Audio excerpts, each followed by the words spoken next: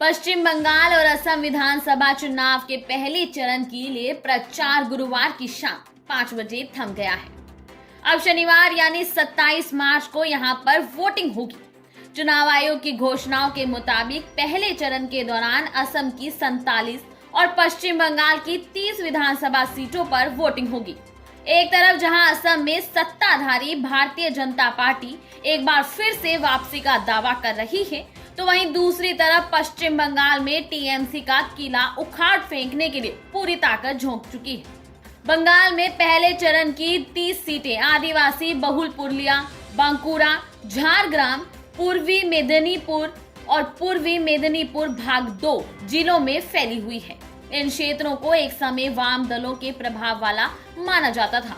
इन सीटों पर चुनाव प्रचार के दौरान सत्तारूढ़ तृणमूल कांग्रेस की प्रमुख प्रतिद्वंदी बनकर उभरती दिख रही भाजपा के बड़े नेताओं ने पुरुलिया, झारग्राम और बांकुड़ा जिलों में रैलियों को संबोधित किया और सोनार बांग्ला बनाने के लिए वास्तविक बदलाव लाने का वादा भी किया। आपको बता दें, पहले चरण में जिन सीटों पर मतदान होना है उनके लिए भाजपा के स्टार प्रचारकों में प्रधानमंत्री नरेंद्र मोदी और गृह मंत्री अमित शाह भी शामिल हैं। भाजपा के अन्य स्टार प्रचारकों में उत्तर प्रदेश के मुख्यमंत्री योगी आदित्यनाथ, पार्टी अध्यक्ष जेपी नड्डा और केंद्रीय मंत्री स्मृति ईरानी शामिल रहे हैं। पश्चिम बंगाल में मुख्य मुकाबला बीजेपी और सत्ताधारी टीएमसी के बीच नजर आ रहा है। एक तरफ जहां राज्य की मुख्यमंत्री ममता बनर्जी लगातार बीजेपी पर हमलावर है, तो वहीं दूसरी तरफ पहली बार राज्य की सत्ता में आने का दम भर रही भगवा पार्टी ने पूरे ब्रिगेड को चुनावी मैदान में उतार दिया है।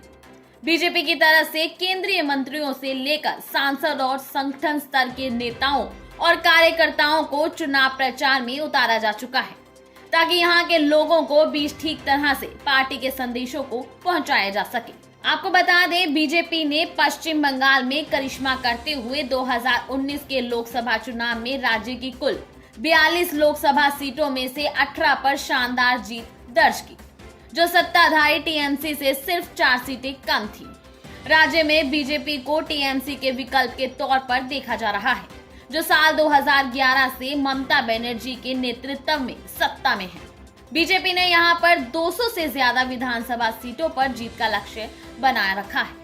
वहीं पश्चिम बंगाल में पहले चरण के दौरान राज्य के 5 जिलों की 30 विधानसभा सीटों पर 27 मार्च को, दूसरे चरण के तहत 4 जिलों की 30 विधानसभा सीटों पर 1 अप्रैल, तीसरे चरण के तहत 31 विधानसभा सीटों पर 6 अप्रैल, चौथे चरण के तहत 5 जिलों की 44 सीटों पर 10 अप्रैल, पांचवें चरण के तहत 6 जिलों की 45 सीटों पर 17 अप्रैल, छठे चरण के तहत 4 जिलों की 43 सीटों पर 22 अप्रैल, सातवें चरण के तहत 5 जिलों की 36 सीटों पर 26 अप्रैल और 8वें चरण के तहत 4 जिलों की 35 सीटों पर 29 अप्रैल को मतदान होगा।